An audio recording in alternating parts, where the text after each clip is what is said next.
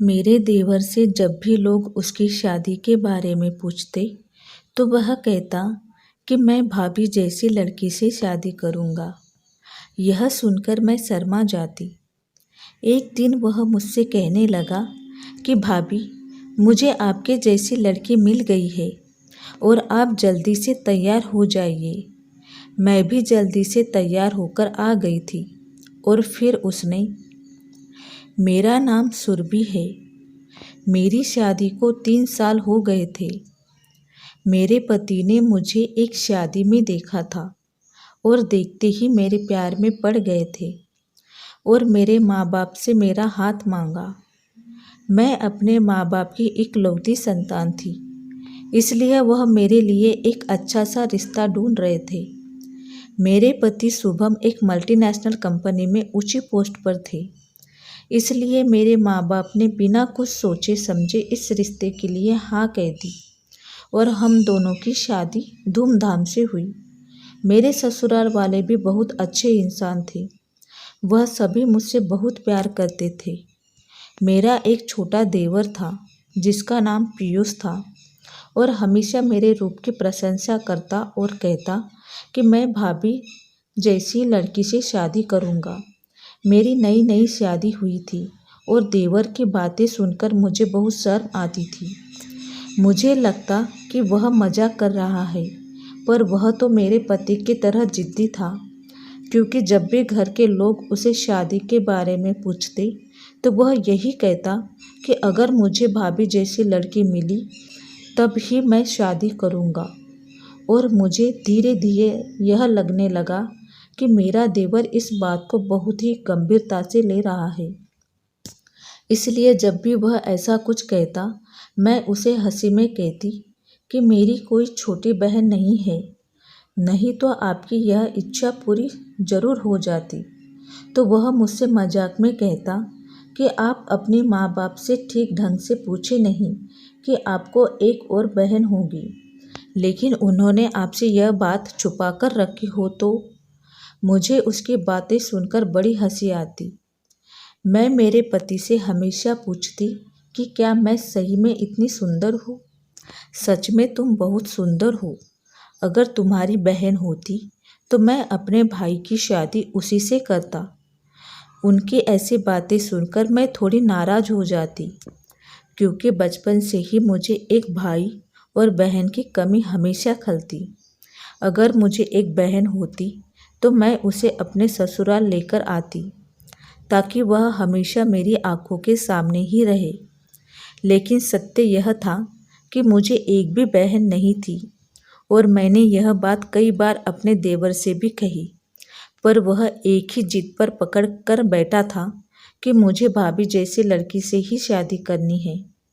मेरे देवर की पढ़ाई पूरी होने के बाद जब उन्हें अच्छी नौकरी लग गई, तब मेरी सास ने उनके लिए लड़की देखना शुरू किया, पर वह हर रिश्ते के लिए मना कर देते और कहते कि मैंने तुम लोगों से कितनी बार कहा है कि मुझे भाभी जैसी लड़की से ही शादी करनी है, फिर आप लोग भाभी जैसी लड़की क्यों नहीं ढूंढ रहे हैं?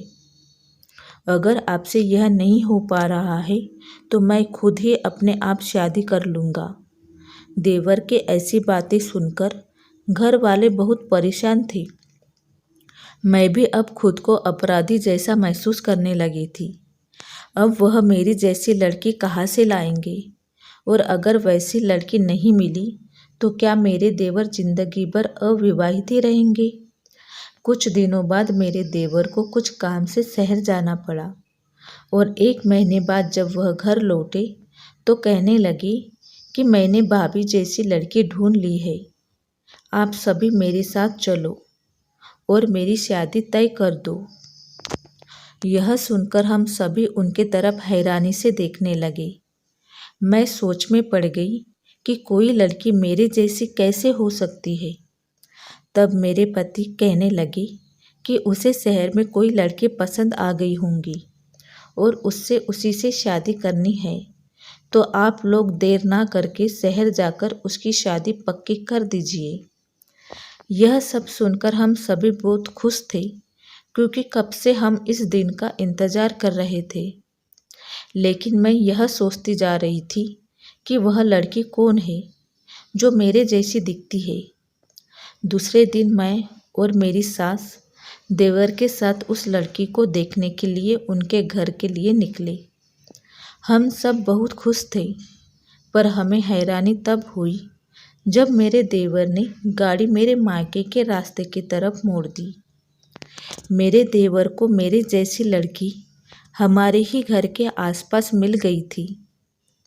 अब मुझे जल्दी ही पता लगाने वाला था कि मेरे देवर ने कौन सी लड़की पसंद की है, और मैं आश्चर्य तब हुई जब मुझ पर एक नज़र डालते हुए वह मुझसे कहने लगे कि भाभी नीचे उतरिए, उस लड़की का घर आ गया है। मैंने दरवाज़ा खोला और सामने जो देखा उससे मेरे पैरों तले से ज़मीन खिसक गई, क्योंकि सामने किसी और का घर ना होकर मेरा ही घर था, जहाँ मेरे बूढ़े बाप के सिवा और कोई नहीं रहता था। मेरी सास को बड़ा गुस्सा आया और वह मेरे देवर के हाथ पकड़कर कहने लगी कि कुछ तो शर्म करो, यह तुम्हारे बड़े भाई का ससुराल है और यहाँ इसके माँ बाप के अलावा और कोई नहीं रहता है। मैं मेरे देवर से क्या कहूँ, मुझे कुछ समझ में नहीं आ रहा था। मेरी सास बोली, बेटा जरूर तुझे कोई गलतफहमी हुई है। उनके ऐसे बोलने पर मेरा देवर जोर जोर से हंसने लगे। उन्हें ऐसा देखकर मुझे लगा जैसे वह कहीं पागल तो नहीं हो गए, क्योंकि वह मुझे ऐसे घर ले आए जहाँ एक भी लड़की नहीं थी।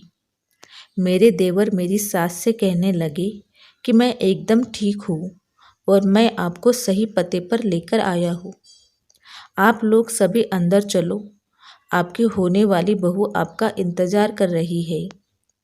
उनकी ऐसी बातें सुनकर हम दोनों के दिल की धड़कन तेज हो रही थी। हम अंदर गए। सामने हॉल में मेरी माँ चाय पी रही थी। मुझे देखकर कहने लगी कि अरे बेटा, आप सभी अचानक कैसे? मेरी माँ की बातें सुनकर मैंने एक नज़र अपनी सास पर डाली, जो मेरी माँ की बातें सुनकर बहुत घबरा गई थी। मेरे हाथ पैर काँप रहे थे। आज मेरे देवर हमारी अच्छी तरीके से इज्जत निकालने वाले थे। मैं कुछ बोलूं इससे पहले मेरे पापा आए और मेरी माँ से कहने लगे कि अरे सुबह ही मुझे पीयूष का फ़ोन आया था, मैं तुम्हें बताना ही भूल गया था, और हम सभी को बैठने के लिए कहा। मैंने और मेरी सास की जान में जान आ गई। मुझे लगा था कि कहीं मेरे देवर मेरे माँ बाप का मार ना खाएं। मेरे पापा मुझसे बात कर रहे थे, पर मेरे देवर की नज़र उस कमरे पर थी जहाँ मैं शादी से पहले रहती थी। आज भी मैं जब भी मायके आती हूँ, मैं उसी कमरे में रहती हूँ।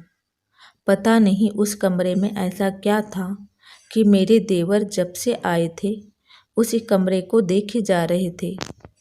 हम सभी बातें कर रहे थे, पर मेरा भी ध्यान उसे कमरे की तरफ था। उतने में माँ कहने लगी कि आप सभी बैठे, मैं आप सभी के लिए चाय नाश्ता लेकर आती हूँ। उतने में देवर कहने लगे कि आप क्यों तकलीफ़ उठाते हो, वह लेकर आ जाएगी, उसे चाय बनाने के लिए कहिए। यह सुनकर मेरी माँ हंसने लगी और मैं एकटक उन दोनों को देखे जा रही थी, और वह दोनों एक दूसरे की तरफ देखे जा रहे थे। अब मात्र मुझसे नहीं रहा गया। मैं माँ से बोली, आखिर यह किसके बारे में बात कर रहे हैं? उतने में मेरी माँ ने आवाज़ लगाई और उस कमरे से मेरी जैसी ही लड़की बाहर आई और हमारे सामने आकर खड़ी हो गई। मैं तो उसे बस देखती ही रह गई, क्योंकि वह मेरे जैसी दिख रही थी, मानो वह मेरी जुड़वा बहन हो। मैंने माँ से पूछा कि यह कौन है? उतने में वह आगे आई और मुझसे गले लग गई और कहने लगी कि मैं तुम्हारी बहन हूँ। उसकी बात सुनकर मैं सुन्न रह गई। ऐसे कैसे हो सकता है? मैंने अपने माँ बाप की तरफ देखा तब पापा कहने लगे, यह सब तुम्हारे देवर की वजह से हो पाया, वरना हम लोगों ने तो उम्मीद ही छोड़ दी थी। मैंने पूछा, आखिर बात क्या है? भाभी, आप पहले अपने पापा की बात सुन लें, फिर मैं आपको सब बताता हूँ कि आपके माँ बाप ने यह बात छुपा कर रखी कि आपको भी एक बहन है। मैंने अपने माँ बाप की तरफ देखा और उनसे पूछने लगी कि आप लोगों ने यह बात मुझसे क्यों छुपा रखी। मेरी बात सुनकर मेरी माँ रोने लगी और पापा कहने लगे कि तुम्हारी माँ को 2 जुड़वा बेटी हुई थी। तुम दोनों दिखने में भी एक जैसी ही थी। हम दोनों ने तुम दोनों को बहुत ही लाड प्यार से पाला। एक दिन कुछ काम के सिलसिले से मुझे शहर जाना पड़ा।